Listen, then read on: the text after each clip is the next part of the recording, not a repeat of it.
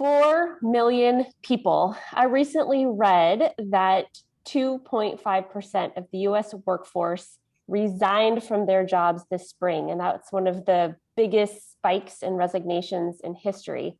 We're in this moment of summer 2021 where we are experiencing the so-called Great Resignation, and there's lots of theories about why it's happening. But in terms of our conversation today with our presentation skills experts from Spoken with Authority, we are going to talk about, if you are one of those people who is resigning or looking for a new job, how you can do a great job with the oral communication piece of the interview process. With me today are my team of expert coaches. And to kick us off with this discussion, Christina McLean, tell us about mindset. Yes. So when we go into an interview, it's very interesting how our mindset behind the process of interviewing can affect our confidence and what we project during an interview. One of my biggest pieces of advice as people are conducting interviews and participating in interviews and obviously being interviewed is to go into it understanding that this is a two-way conversation. Not only is this prospective employer interviewing you, but you are interviewing them. Think about the things that inspired you to really want to change jobs or switch careers or look for a new company and a new team to work with. In a lot of cases, these are going to help you formulate questions that will give you the position to present to the interviewer what it is that you're looking for in addition to what they're looking for. It's almost like going to a car dealership. If you go to a car dealership with $2 in your pocket, you're going to have a certain mindset and feeling versus if you go in there with $1 million in your pocket. So think about that positioning when you're interviewing.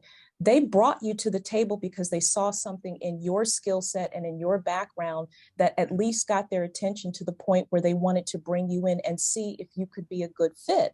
So let that funnel or rather fuel your confidence, but at the same time, understand that you have a position of power as well. You're interviewing this potential manager. You're interviewing this potential team that may be reporting to you or someone that you may be reporting to. So when you think about it from that perspective, that it's a two-way conversation, they're not just interviewing you, but you're interviewing them, it really helps you to get the confidence that you'll need to carry through the interview. The second thing I'll mention is when you have that confidence and that mindset, then you can focus on the type of questions that you're asking. You can then think about what is important to you. Obviously, it's not all about you, but you can think about what's important to you and use that to guide some of the questions that will relate to the dynamic between you and your future supervisor, you and your future team, if you end up working there, and of course, reaffirming what you'll be bringing to the table. So remember, they're not just interviewing you, you are interviewing them. You come with a position of power as well because you have something to add. They see that potential value add, and that's why you're sitting at the table. So just remember that when you're interviewing, it will help to guide the type of questions that you ask. It will help to bring you ease as you're interviewing. It will help you to have confidence so that you're projecting that during the interview. And it will also ultimately help you determine if this position, if this role, and if this organization could potentially be a good fit. So it's worked wonders for me in the past, and hopefully that will work for you as well. Thanks, Christina. I appreciate the conversation about mindset.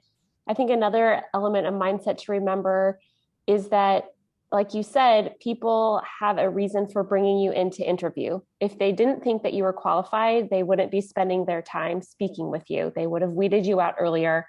So don't go into the interview trying to sell what you know or what you can do. You have to sell who you are. And to your point, you may or may not be the right personality fit for that organization. So it's about being clear about who you are and making sure that it's going to be a great fit. Because if you aren't clear about who you are and you end up getting the job, it probably is not going to be a long-term fit if people don't have a good sense of that kind of person you are and the kind of personality traits you have. All right, David, let's hear from you about your best interview advice. My best interview advice, Christine, is maintaining self-awareness over Zoom. I know people are going to be like, duh, self-awareness is obvious, I'm being interviewed. And I think that's true, but the playing field is different. And so the things you need to be aware of over Zoom are also different. If you like your environment, which I tend to at home and at work or wherever you're going to be interviewing from, you'd be surprised how much it communicates about you. I've talked to people over Zoom who have flags behind them. Coffee mugs can tell a lot about who you are. The books on your shelves communicate a lot about your viewpoint oftentimes. And some of those things may not be things you want to communicate during an initial encounter. Some, maybe you do, but the point is to be intentional about it. So your background can say a lot about who you are. Be mindful of that. Also, when you have to stare into this little green dot that's right in front of you, which you want to be an effective presenter, because it looks weird if I'm looking off to the side or at the person that I'm talking to, it just feels weird and it will change your personality oftentimes. I think you have to record yourself and see what you look like and ask yourself the question, does this person I'm watching in the recording seem like me, the way I need to present myself to try to have a successful interview? And let's be honest, no one can really do that type of assessment completely on their own. You really need to recruit someone, painful though it is to watch yourself on video, embarrassing though it can be to have a friend watch together with you. I think you have to do it. And for those of you who are still in school, something that I would strongly consider doing is recording yourself and sitting down and watching it with a member of the career services office, or maybe even let them record you from the other end and ask you some questions that you can then respond to. So you get some real life practice and you get to kind of double your fun, you get some practice and you get to evaluate yourself. But again, the theme here is self-awareness as it relates to your background and the way that you come across in the Zoom setting. Thanks, Christine. Awesome. Yes. And in terms of coaching, we obviously would love to help people with their experience coaching through mock interviews and helping raise self-awareness. But to your point, you don't have to necessarily hire a coach to do it. The Career Center, if you're still in school, is a great option, or even working with a friend or a mentor who would be supportive of your career change is a really great way to get another set of eyes to help you see things in your background and with your presentation that you might not be seeing. So thank you for that excellent advice. Bjorn, what's your advice on interviewing? My advice is have stories and use them wisely. I think the storytelling element in this great resignation is going to be important because there's a lot of change, there's a lot of turnover, and also because of this new distributed environment, I'm hearing lots of stories of people that never would have thought they could have applied for certain kinds of jobs, and they're applying for them because they're allowed to stay in their same state. I hear stories of people in Portland, Oregon, who are working for companies in Charlotte, North Carolina, because they can just stay in Portland, Oregon. And so because it's much more distributed, because maybe you're applying for jobs that you never would have thought of before, you might have different experiences. And so the stories are what's going to help do a couple of things. One, it's going to explain who you are. Two, it's going to make you sticky. It's going to make you memorable. That if we stay at that kind of surface level, at the level of propositional content, of just the level of a claim or just an explanation, that's good and might explain something, but an hour, 5 hours, 2 days away from that interview, will you be memorable to the folks that were interviewing you? And so that's really important to make your ideas sticky, make you sticky and memorable.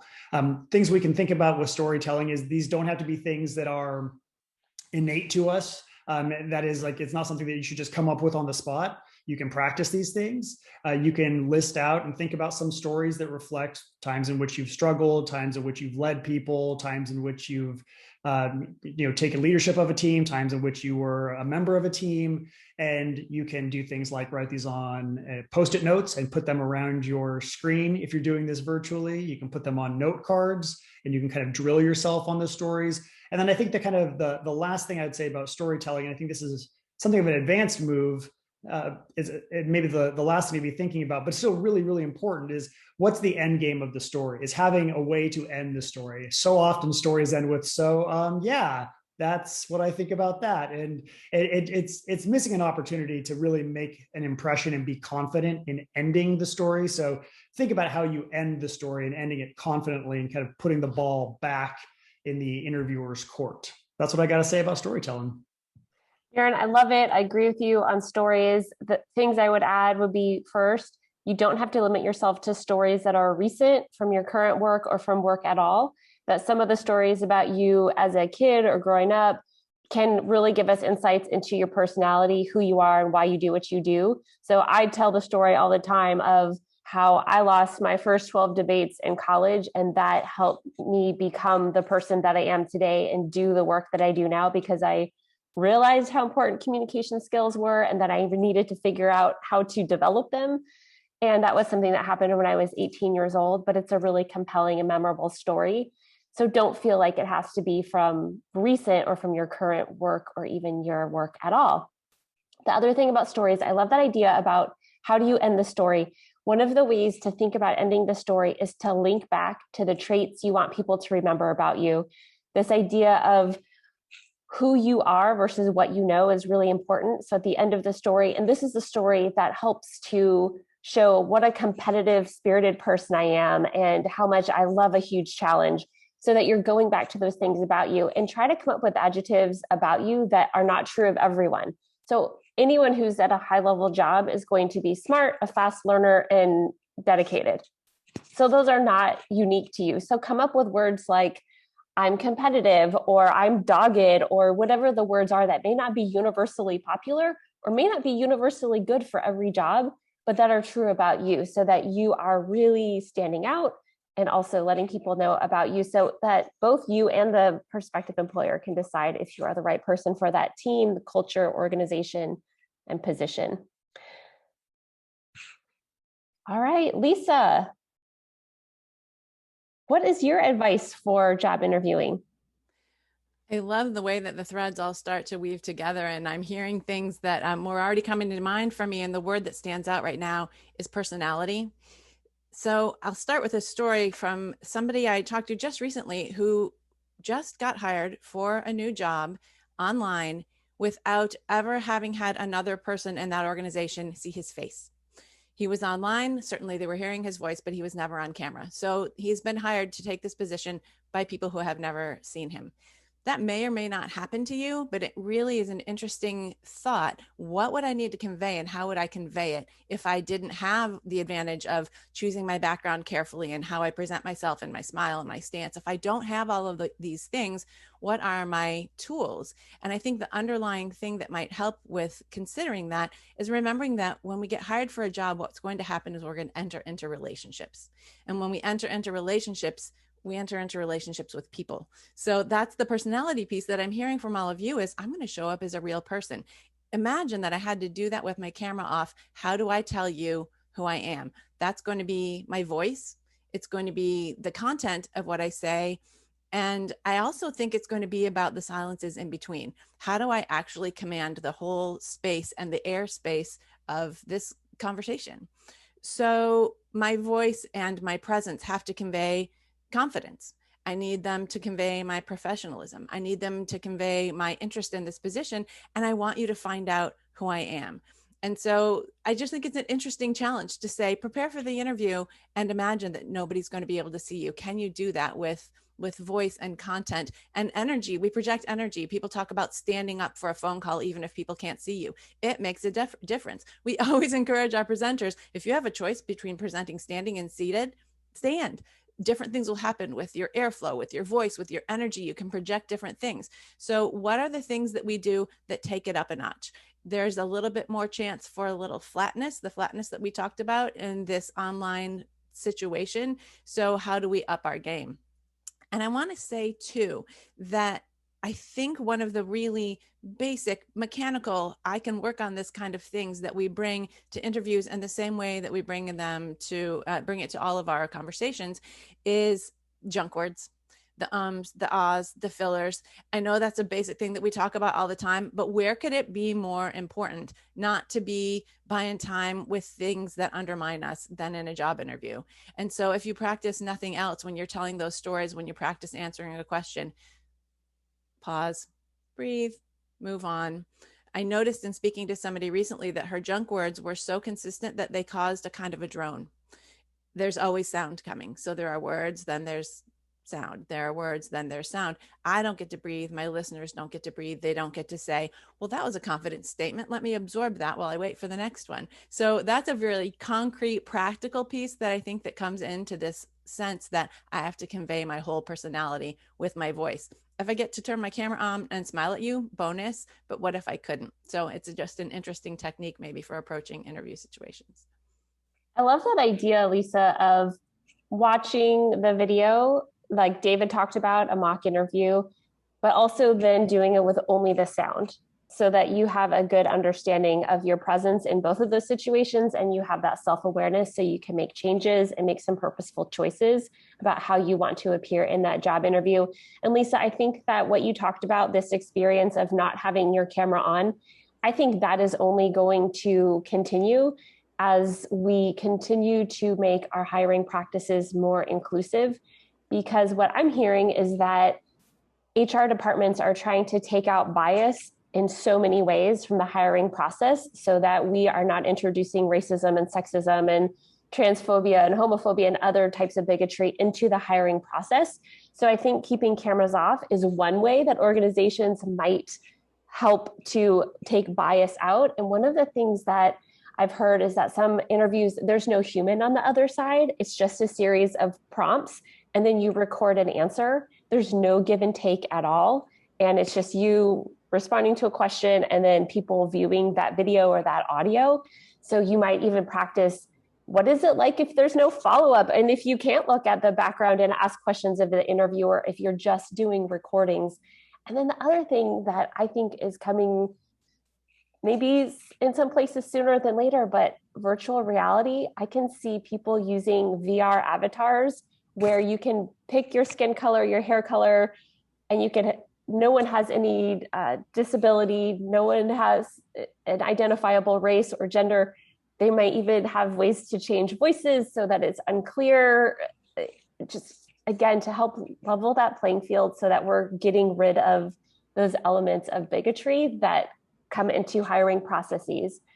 So in that sense, I think it's important to start getting familiar with those types of technologies, but also think about the ways that they might show up in interviews and how you can still be yourself, to your point, with storytelling and with the pacing and emphasis of your voice. It's going to be more and more of a challenge as we add in more of these changes to interviewing to help make sure that we are taking away bias from interviewers and people who are making hiring decisions. I think it's exciting that it's happening, but it will certainly raise challenges for people going for interviews and how you can be yourself and communicate who that is. Friends, thank you so much for talking about job interviewing. I think it's a very salient topic for the millions of people who are part of the Great Resignation now, or maybe in coming months as they make changes, as we come back to the office space and people make changes in the post-pandemic world about how and where they want to work. So thank you so much, Christina, David, Bjorn, and Lisa, for your advice today.